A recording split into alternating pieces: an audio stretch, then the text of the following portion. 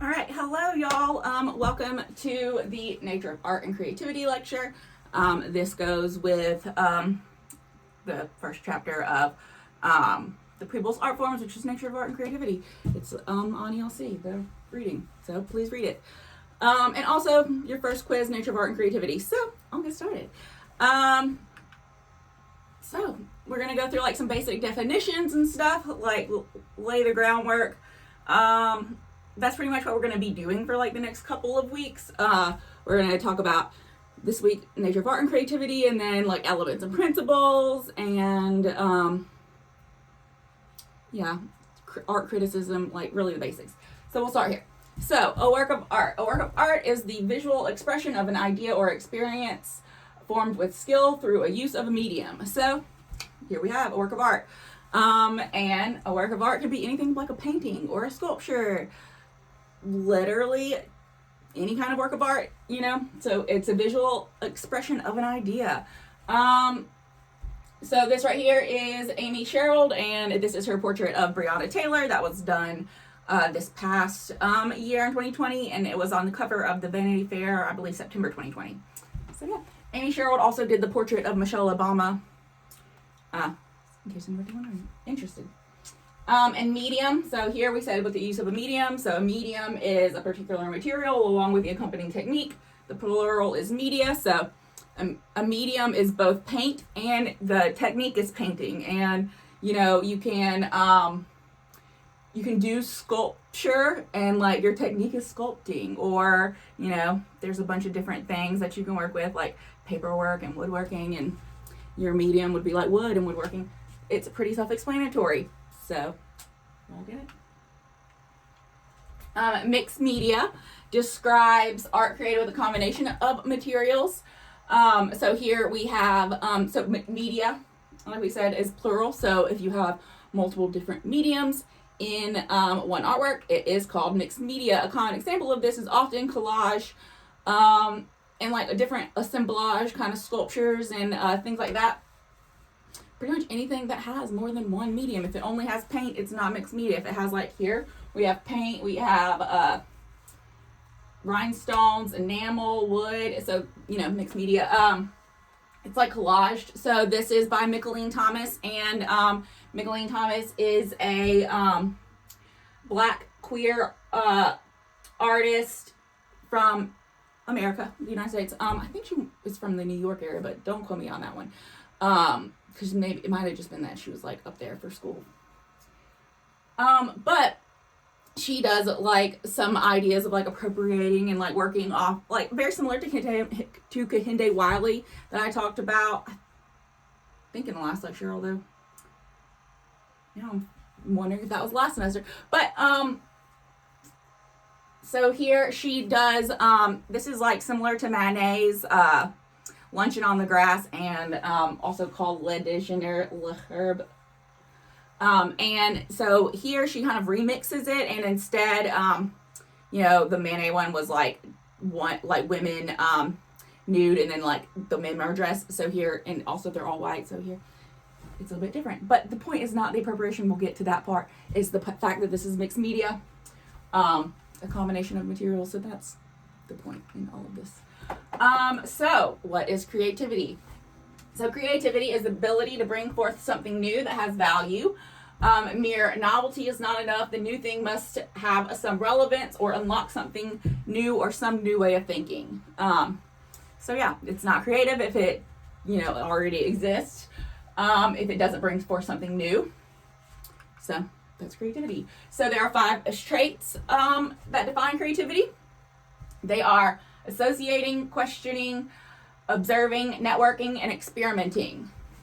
And first, we're going to talk about them. So we're going to talk about first about associating. So associating is the ability to make connections across seemingly unrelated fields. For an example of associating, somebody that I think is super creative, is Fred Wilson, and we will talk about him more in the museum kind of cultural week, but this is from his exhibition, Mining the Museum, and he does a lot of like juxtaposition with artifacts that are currently existing, and kind of lets them, the art of juxtaposition and putting things beside each other, tell the story.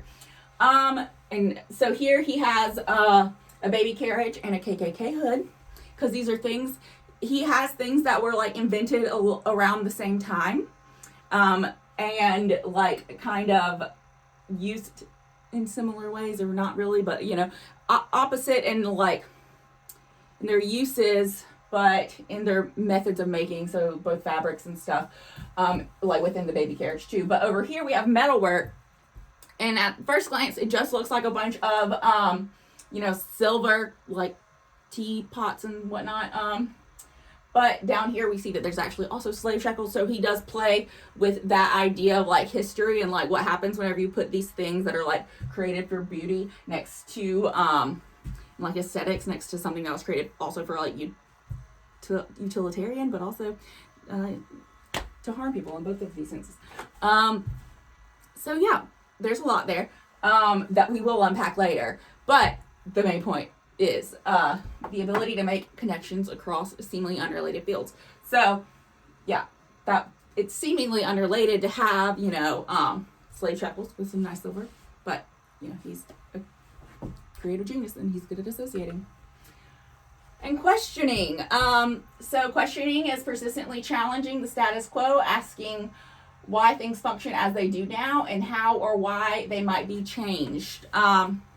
So that's pretty self-explanatory. It's like questioning, like, why are things the way they are?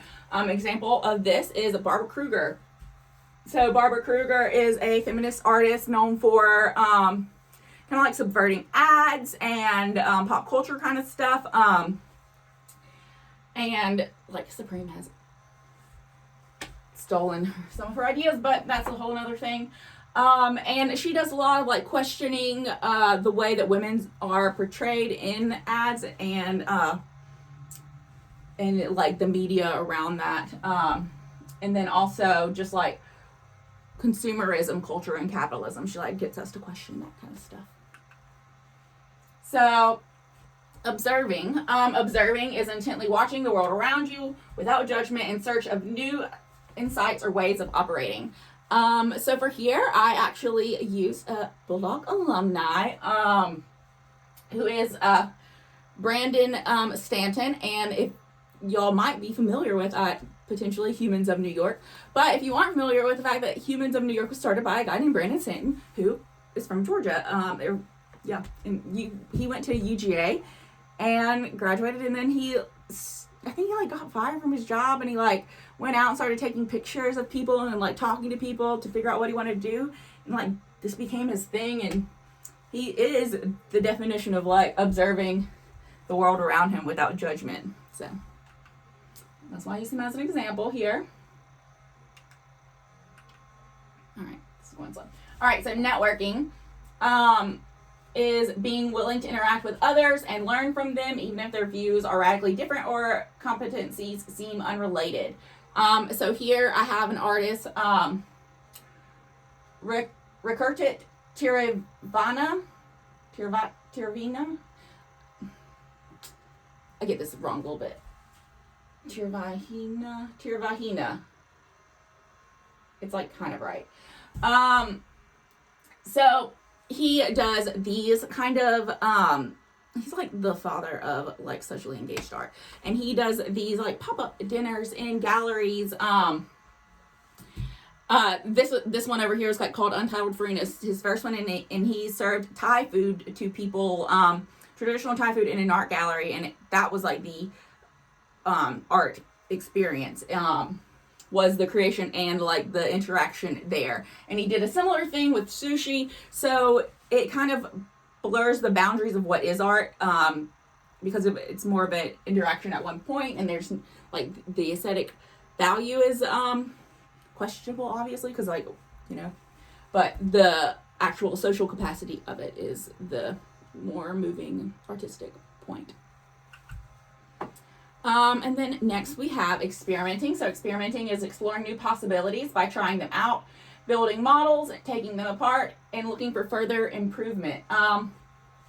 So here I have featured Lee Hongbo, and this is I believe he's a Chinese artist, but and he like takes like kind of traditional Chinese origami and flipped it on its head in a way. But yeah, so these look like classical Greek sculptures. But they are actually made out of paper and they can be taken apart, as you can kind of see there. They kind of like play with your mind, and in a way, like that's, to figure this out, he had to do a lot of experimenting. It's something that hasn't been done before. And then next we're going to talk about, so we have artists. So a lot of artists, especially these days, they go to school. I guess we're not in the art school because y'all are at your own home. But, so we have also artists that aren't, classically trained, and they can be called self-taught artists, folk artists, or outsider artists. The names kind of are used somewhat interchangeably. Although I feel like outsider artist, yeah, it just kind of depends. Like some people use outsider artists, but like that seems like it was more used like maybe in like the 90s, but not so much anymore, but they still keep it around, So here I have featured Judith Scott, and Judith Scott is a sculptor, and she was born hearing impaired and with Down syndrome, and yet she just still found like her innate creative ability, and never had like any formal training in the arts. But her work is displayed in lots of museums around. And unfortunately, she did pass away in 2005, but still contemporary. So representational art. So, whenever we're looking at art, now we have to think about like what it looks like. Whenever we look at it. So representational art depicts the appearance of things when a human form is in the primary subject. It is called figurative art. It represents or presents again the objects we recognize from the natural everyday world. Objects that representational art depicts are called subjects. So here we have Jordan Castile, Joe and Mazel. Jordan Castile did an artist in residence at UGA a few years ago. So she is a painter, and she does representational art because whenever you look at it, you can tell it represents or presents again things that we know. So we know when we look at this that these are people. It's not hard to tell. This is a figurative art, and these are called subjects. These are the subjects of this work.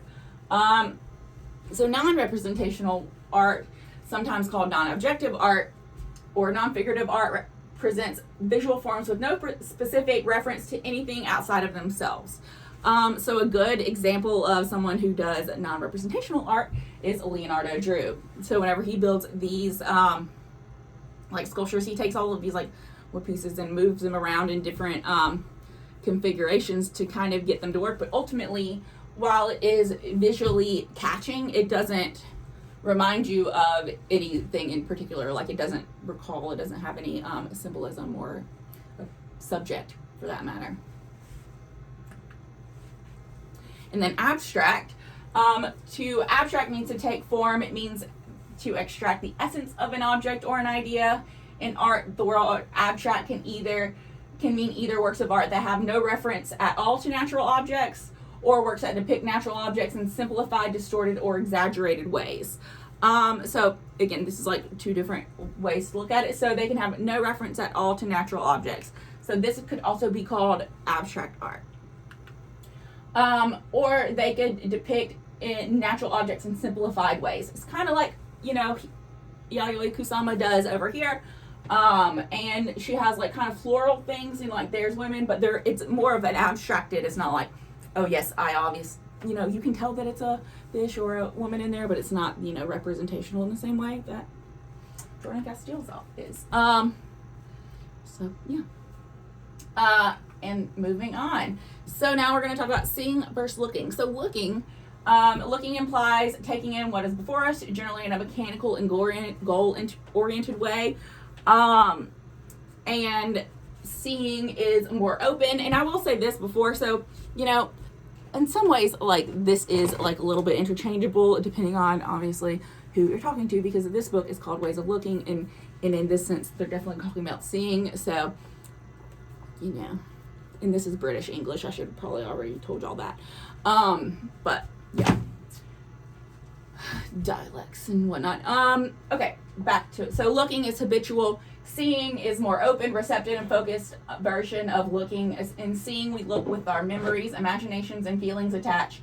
We take something with our eyes, and then we remember similar experiences or imagine other possible outcomes or allow ourselves to feel something. We are doing more than looking.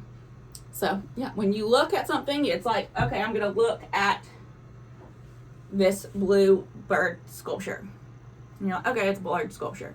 But if you like you want to say like we're going to really see it, then we're going to put it like in different lighting and see how the light reflects off of it, and you know, different stuff like that along those lines.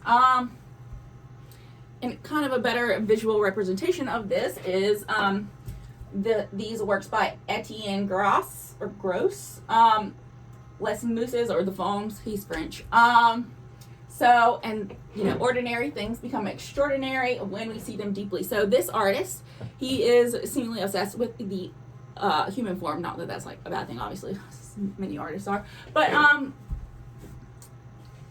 he works with like sponges and foam to he takes what would otherwise be like, you know, just a piece of foam that you would see laying on the ground, you know, like a piece from like a mattress or a pillow, or some of them are like little small like actual like kitchen sponges that he does, and then he transforms them, this regular objects, and he sees like body forms in it. So it's actually pretty cool. So yeah, he has clearly seen something ordinary and made it extraordinary. Whenever he looks at it, he sees. And then we have form and content. So the form is the total effects of the combined visual qualities within a work, including the components such as materials, color, shape, line, and design. So in here, the form is like everything, like when these works, it's like what color is it? So it's yellow, and there's lines and the design of it. And then the content refers to the message or the meaning of the work of art that the artist is communicating. So it's like, what is the meaning behind this? And these are like soft body forms and the softness of a body, and or anything, like if you want to think about it like that. Or I'm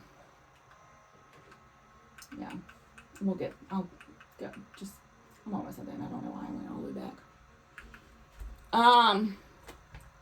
But, you know, content is the meaning behind the work, what the artist is trying to communicate. Form and content are inseparable. Content determines form, and form expresses content. So, you know, without the lines and the colors and things like that in the same position, you wouldn't have, like, the form, like, arranged in the same way, you wouldn't have the same content. It wouldn't have the same meaning. Thinking about, you know, if you have, you know, a big, angry, like, red face versus, like, a sad blue face. Like, you know, there's, like, colors there that, or, you know, reds and blues, like, there's emotions, and that's why they can't be separated. So, I believe this is the last slide. So, iconography refers to subjects, symbols, and motifs used in an image to convey its meaning. So this is a photographer. He's actually a self-taught photographer from Morocco, named Mousse Lamarabat. And he does a lot of use of iconography. So to convey meaning, a lot of subjects and symbols that we already recognize. So here, this is Wu-Tang Forever. And, you know, if you look closely, download this. Obviously, I should have probably said that at the beginning. It's online. Y'all want to see the pictures up close. But she has, like, the Wu-Tang. Well, she's doing the Wu-Tang symbol. And then also she has the Wu-Tang things on her hands, on her palms.